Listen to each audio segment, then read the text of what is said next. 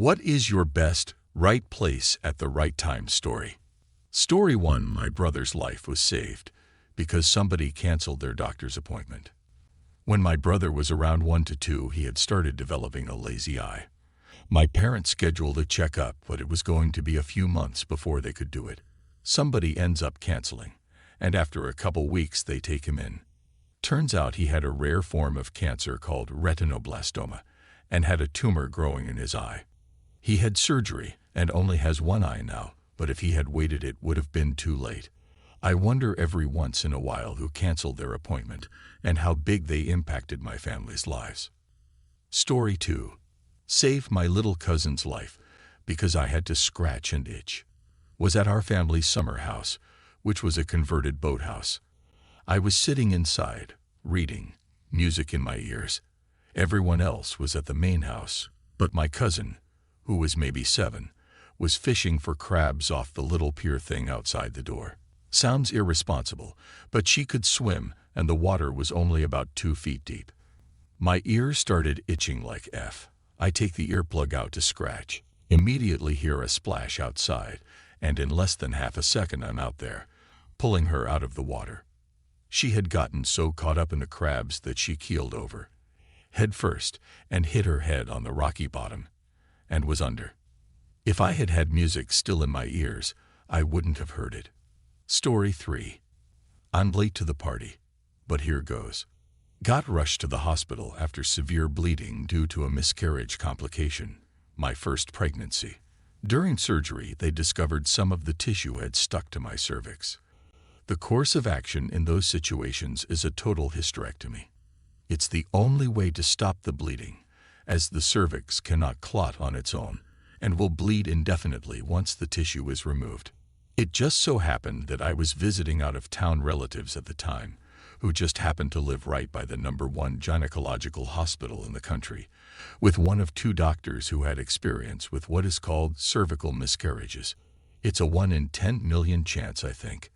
The doctor did an experimental procedure, which they only did in that hospital, which saved my female organs, which is now a case study, had only been done 4 times before. That woman is my angel forever and ever. I got pregnant shortly after, and I now have a beautiful baby. Story 4. Well, I survived a deadly, if it goes untreated, immune disease by pure luck. It happened around 1997, when I was 11 years old. We were on summer break, and I was usually spending time in my dad's office with my twin brother, just running around playing with stuff. One morning we got up, had breakfast, and hit the road as usual. When we reached the office, we started running around the office just to pass time. After a while, I noticed a black bruise on my left inner arm. It was actually the biggest and darkest bruise I've seen until then, and it still is. Puzzled by it, I ran and showed it to my dad. He asked me if I hit it somewhere while playing, but I said no, so he believed me, and we went to a hospital nearby. At the emergency room, they checked the bruise, and after just some huffs and puffs, they told us that I probably hit it somewhere, but I was hiding it, so we left.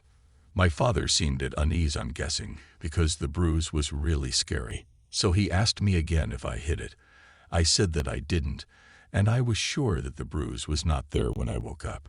He took me to another hospital where the same thing happened. They told me I hit it. I said no, we left.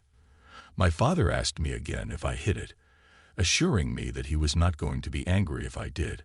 I said I was sure that I did not, so he took me to a third hospital. The same scenario happened again. When we left the last hospital, my father was almost sure it was nothing to be scared of since none of the doctors seemed concerned, but this time I was. I was definitely sure that a bruise just appeared suddenly, so I asked my father to take me to another hospital again. I don't know why, but he listened to me and took me to another one where the same thing happened again. Well, we were sure this time, so we started walking out when suddenly a woman just ran to me from the cafeteria of the hospital and told me to get in a checkup room. She stripped me naked and began looking around my body, and that's when we realized I was actually covered with small bruises, She looked really concerned, and we understood why when she told us that I had to get hospitalized immediately to be tested for leukemia. Luckily, after the bone marrow test, I have been diagnosed with ATP, idiopathic thrombocytopenic purpura. Basically, I had so little platelets left in my blood that I was almost on the verge of internal bleeding on every organ. Under 5,000 per m3 is considered likely to have internal bleeding. I had 890 per m3 when I was diagnosed. It turned out that the woman who saw me was an off-duty kids doctor who just left a conference about ITP and stopped by to see one of her doctor friends working in that hospital. Now, I call that lucky. Story 5. A few years ago, my Ford Explorer broke down. Gas pedal wouldn't work, engine making a funky whining noise, in the middle of an intersection during rush hour downtown. In a panic, I got out, started checking the car, all the while dialing AAA to get towed. At the time, I was on my dad's AAA account, but since I was out of his city, they actually said, "There's nothing we can do to help you. Sorry." So I was effing stranded in the middle of an intersection with my broken down beast, people inching past me while glaring. No idea what to do. Didn't have a smartphone to look up a towing company. Then the miracle happens. I see this dude coming towards me, totally concerned. He is wearing a Ford dealership mechanic suit. I said, "You've got to be shitting me." And he said, "You okay? What's wrong with the Explorer?" Together, we got beast pushed onto the curb, along with this other nice guy. The mechanic was from the Ford garage, just a mile down the street. Got a tow truck all called up, and stayed with me until it got there. Helped the dude hook up the car. Still bewildered, 5 years later, seeing that logo coming towards me was nuts. Story 6. I was running late one August midday to get to a carpool with my friend to head north to a retreat. I show up and she's really antsy as we start driving. We realized we were missing s'mores ingredients about 10 minutes into the trip and had to pull over at a Walmart along the way. We were looking for the first open spot instead of the closest spot and ended up parking pretty far away from the entrance. As we're walking towards the Walmart, I hear a baby crying. I asked my friend if she heard it too. She didn't. I swear a baby is crying. I start looking, and sure enough, there's a parked black SUV with a baby left inside. She's cherry red and sobbing. My friend goes inside the Walmart to get help/call the police, and the front window is cracked just enough that I can reach the automatic locks to get the baby out. This little girl, Michaela, I'll never forget her name, was hot, but not yet poached. I often think about that time, and all of the chances that went into it. If I hadn't been running late, if we hadn't forgotten the s'mores, if we hadn't stopped at Walmart, if we hadn't been in such a hurry that we parked far away, if we had been 5 minutes earlier or later, it's terrifying to think what would have happened to that poor little girl. Story 7. This is from my heart, and may be important for those who have the same brief chance at happiness, so excuse me please, those Redditors who are immersed in cynicism. As I once was, I had 3 months off to travel the world. You get this in Oz if you work 7 years for the same company. It's called long service leave. I went to London, and on the first day I went to Big Ben. I want to get the standard tourist shot. Me and BB. Cheesy, but I am an Australian, and it is the other side of the world. Was about to ask this guy to take my photo, and he lay down on the grass and shut his eyes. I turned to the nearest person. It was a girl reading a paper and asked her to take my photo. Got talking to her, her first day in London too. We decided to have a look around and got lost as both of us have terrible sense of direction. Spent the day immersed in laughter and saw Lloyd's building about 10 times unintentionally. She was quiet and spoke hardly English. Nevertheless, I had a blast. Agreed to meet at Big Ben the next day. Next day, I'm standing there and thinking, who is that beautiful girl waving at me?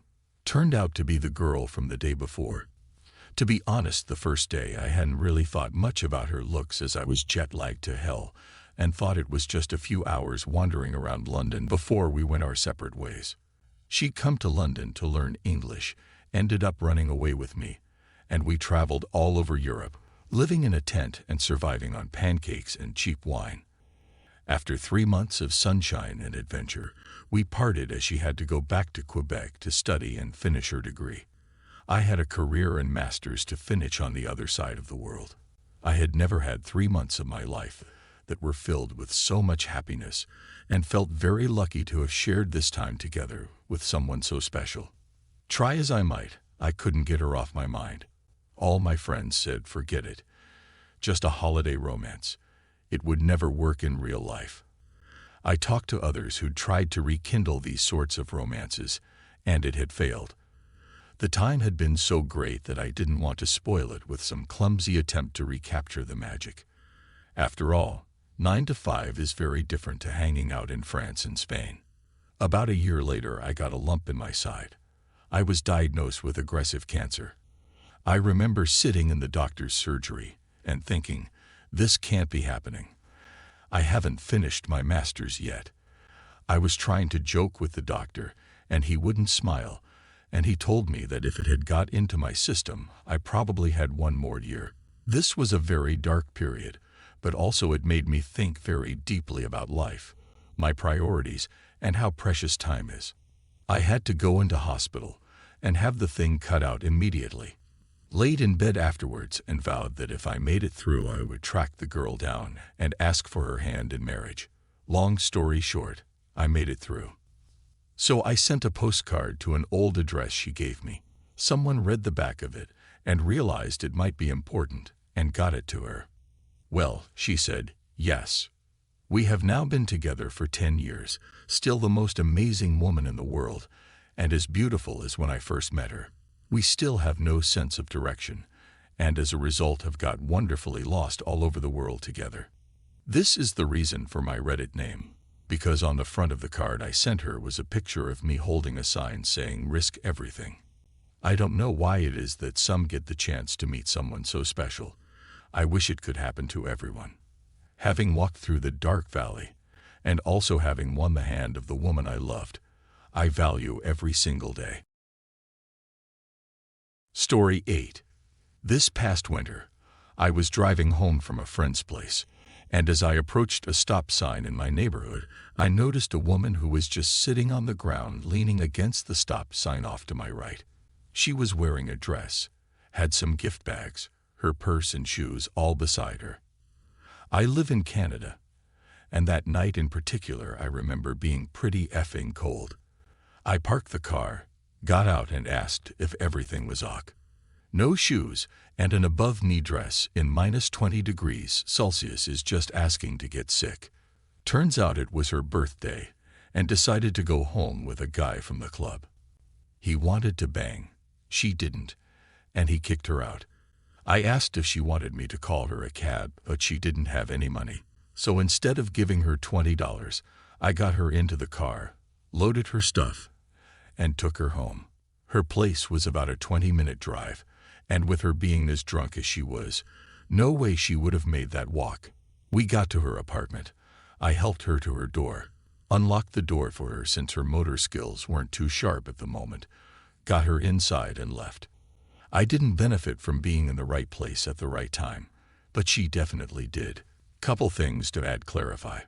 Firstly, while I do feel if you decided to go home with someone willingly that you just met at a club drunk, there are sexual implications. However, that doesn't mean it's a slam dunk. Having sex with someone and going home with someone are two very different things, even though one may lead to the other. Secondly, I don't know why she went home with him or why he kicked her out. Maybe she was fine with hooking up at the club, but had a change in heart along the way back. Who knows?